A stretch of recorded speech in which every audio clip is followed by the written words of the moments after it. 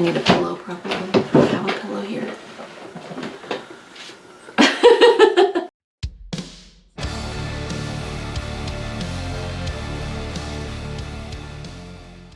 Hey, it's Megan and Sue, the Spine Breakers.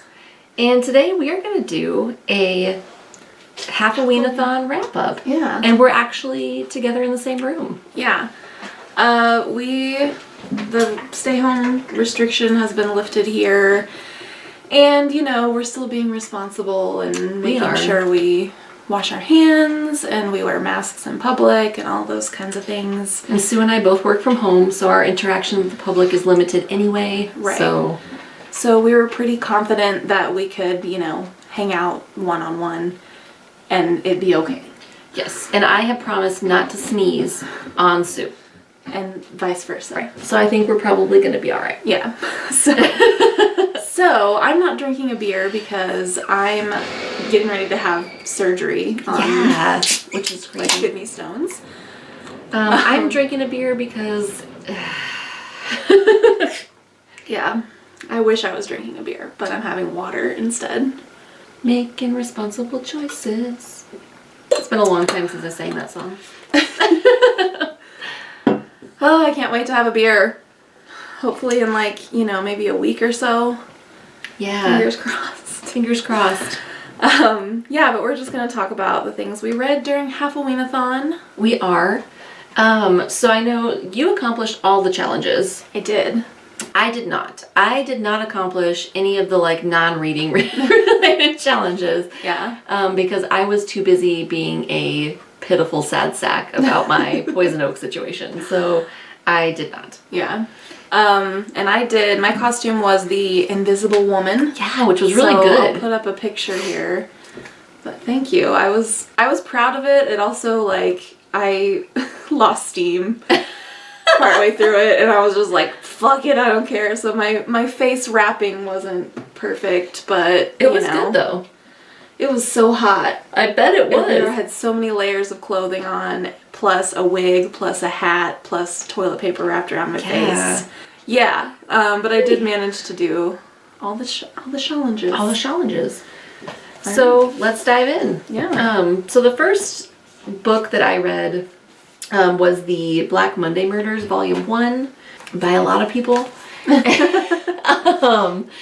And it's a graphic novel, obviously, and this fit the challenge of reading something with, what did I count this for? A creepy word in the title because of murder. But then I also counted this, I ended up counting this for something supernatural. Because this is about the occult, and so this particular cult is very active on Wall Street, and they worship the god Mammon. And so they do like human sacrifices to satisfy the money gods, and it's really dark. It's exactly the kind of graphic novel that I like. It's like dark horror. So I'm gonna read Volume 2. I dug it. Nice. The first book that I read was my best friend's Exorcism by Grady Hendrix, which is, I think I officially did it for the challenge of read a book with a spooky word in the title, but it actually counts for like 3 of the challenges. But this is about these 2 friends, 2 teenager girls in the 80s, and one of them becomes possessed by a demon. And it's kind of more about their friendship. Yeah. And it was really good. It made me cry. It was kind of emotional there for a second. Yeah. But it was really, really good, I thought. I gave it a solid 4 stars, but because I did feel like it wasn't really, really good until the end. That's fair. Throughout most of the like middle of it, I was kind of like, okay, she's possessed by a demon. Carry on. Yeah, but I really enjoyed it overall and would recommend. Yeah, I really love like all of Grady Hendrix's novels though. Yeah, I definitely want to check out more from him after that. They're just really fun. Like they're like fun horror. Like, yeah. They're kind of kitschy and I dig them. So the next book I read was When We Were Animals by Joshua Gaylord. And I honestly bought this. It was a cover buy I just love the like moon phases on the cover. And I read this book. This would count for a book with black and orange on the cover, black or orange on the cover. And this is like a weird coming of age tale. So there's a village where all of the teenagers, once they hit puberty, they do what they call like going breech. So they basically just go crazy. Like they are like naked, running the streets at night, and it's only during the full moon. And so they're out like fighting and having sex with each other and just being crazy. And then at some point they stop, and then they're adults, and that's just accepted in this village, and that's just the way of things. And so there's this girl who is now a woman, and she's moved away from the village, and she's trying to reconcile like who she is now to her experience with breaching and that whole culture. Weird as hell. Kind of just sounds like college. Kinda, man. Or like, yeah, like Rumspringa or college, or like me in my early 20s. Like, I don't know. Yeah. But yeah, it was a really interesting read. It was weird. It was a fast read. I think I read it in like a day and a half. But no, it was good. I think I ended up giving that 4 stars. My next read was The Invisible Man by H.G. Wells, and I counted this for reading a book and then watching the movie adaptation. I watched the 1933 adaptation of this when I was finished, but I mean, this is a classic about a scientist who does an experiment and ends up turning himself invisible, and also kind of goes insane a little bit. Oh. Oh no. But I really enjoyed this, kind of more than I was expecting to. I thought the language was going to be a little bit more difficult just because it's so old. It was published in like 1897, I think. But it really wasn't. It was really easy to read, and it was kind of funny. And That's pretty awesome. I feel like that was purposeful. Like it was a little bit slapsticky at times, because I mean, imagine an invisible man beating up a bunch of people. Right. And also think about the fact that to be invisible, he has to be naked. Right. So it's like a naked man doing whatever. Yeah. It's like this crazy naked man beating people up, but you can't see him. That's pretty funny. That's hilarious. Yeah. Yeah, but I enjoyed the book and I enjoyed the movie, and I do think the movie leaned in a little bit to some of the humor. Like there was definitely humor in the movie as well. So yeah, also would recommend this. I think I also gave this one 4 stars. Nice. Very nice. So the last book that I read was The Silence of the Lambs by Thomas Harris, and this one I intended to watch the movie also. I have seen the movie before, but I didn't watch it like during the challenge, like during our Halfoweenathon. It's sitting right here. So. I brought it here so I could watch it, but then I didn't watch it. I liked this. Like, I really enjoyed the movie. I really enjoyed the book. The book was really not that different from the movie, honestly. It followed it pretty closely. The book didn't really, I will say the book didn't really add a whole lot to, like, the experience of watching the film. Like, if you've seen the movie...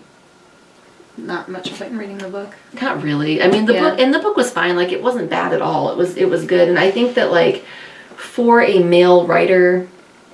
writing a, female main character, Thomas Harris did a pretty damn good job writing Clarice. I didn't feel like he did her any injustices, and I feel like she was smart, she was very capable, and I think that was definitely emphasized throughout the book. And he actually made it a point to say, like, there were a couple of times where her male colleagues treated her differently because she was a woman, and she called them out on it. And it made it a point to, like, say, like, this isn't really cool in the book.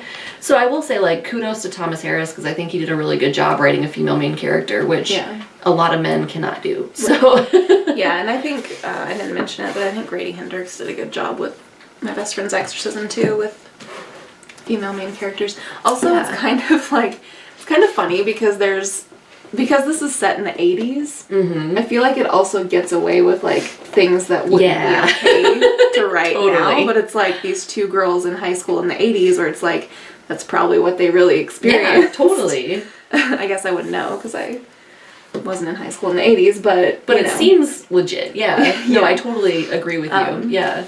But anyway, just thought I'd mention that. Yeah. The next book, I read 2 more books, and the next one I read was Bender, Volume 1 by Michael Frizell and D.A. Frizell, which is a graphic novel. It has, the illustrations are black and white. It has Carrie Fisher on the back. Can't beat Carrie Fisher. But this is about, which I didn't realize until I was like already reading it, and for some reason looked it up. I don't remember how I discovered this or why I discovered this. But this is about an actual family that existed. God, that's weird. In the 60s and 70s, they in Kansas, they basically lured travelers to their inn and killed them. And I liked it. I thought it was pretty good. I think I gave it 3.5 stars. But yeah, it's something I might pick up the second volume of. And I got this. This is like, these are local authors. That's cool. So I got this at a library con here in town. So, and it's also signed, I think. I thought I saw signatures, yeah, at the back. Yeah, I think so. Yeah. Boom. That's pretty cool. The cover of your next one is fucking cool. Yeah, the last one I read is The Beauty by Aliya Whiteley. And this actually has 2. It has The Beauty in it, and then it has another short story at the end, kind of a long short story called Peace Pipe. But The Beauty is set in this like post-apocalyptic world where all women have died of this weird like fungal disease that doesn't seem to have affected men. So the men are just kind of waiting to die out because they can't reproduce at this point. And it's set in this like small village, and some of the men discover that where the women are buried are these strange like mushrooms are growing on top of their graves. And weirdness ensues. Oh my. I think I'll just leave it at that. It gets very weird and disturbing. Oh my. But it was interesting. Like I wasn't quite sure how to feel about it. Fair. Because it definitely plays with gender roles. But beyond that, I wasn't like really sure if there was much else going on. Okay. But it definitely was like weird and interesting to read. So I enjoyed it.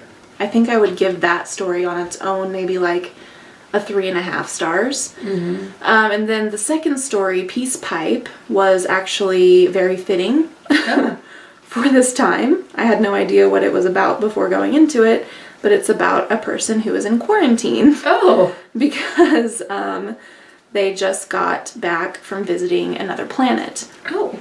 And so they're in quarantine just as a precaution.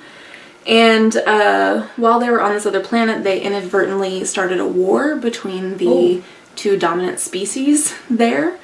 So while in quarantine, they're kind of like ruminating on that and also trying to figure out how to fix the situation. Shit. And also speaking to a pipe in the wall, who they kind of like think is another species. And it's kind of unclear what exactly is going on there, like whether they're like going insane or what. Yeah. Okay. But I really liked that story more. I think I liked it more than The Beauty. It kind of reminded me of maybe something Ursula K. Le Guin would have written. Okay. So that story I would give like a solid 4 stars probably. So overall I think I gave the whole thing 4 stars. But I liked it, and I liked her writing style, so. Very nice. So that's everything we read for Halfoweenathon. For Halfoweenathon. 2020. 2020. Yeah. So I hope you all did well. I feel like at least I accomplished the reading challenges. Yeah. Like I feel like I at least accomplished like meat and potatoes of the challenge. True. Even if I just didn't have any energy to put into anything. Like I took a picture of my TBR and I just didn't post it. I don't know why. Yeah, like I have a picture of it on my phone. And then I intended to watch Silence of the Lambs. I brought it here to my boyfriend's house from my house to watch it. Didn't watch it. And then the costume thing, I was like, fuck man, I don't even know what to do about that because I could have done something, but man, my arms hurt and I didn't want to like. Yeah. I don't know. I was pitiful. that. I was pitiful. It's cool. I mean, I fucking killed it. You did kill it. Like, you fucking slayed it. Totally rocked it. But yeah. The only thing I didn't really do was decorate for Halloween, which wasn't required. No. But also, like, I also have, like, spooky things out around my house all the time. True. So I was kind of like, yeah, I'm fine. It's fine. It counts. And I did wear some, like, thematic. You did. I wore my Halloween t-shirt. I wore my Beetlejuice shirt one day, but you couldn't really see it. And I wore my Halloween leggings. You know, at least one day. I wore my Beetlejuice shirt in one of my vlog videos, and I didn't even that. think to like point it out. I noticed that actually. But yeah, I was wearing like it has Lydia Dietz on it. Yeah. But yeah. So that's what we did. That's a wrap on our Halloween. So hopefully you guys had a great Halloween. Let us know in the comments how you did and what you read. Yeah. And if you've read any of these books, let us know your thoughts. For sure. And we'll see you next time. Yeah. Bye. Bye.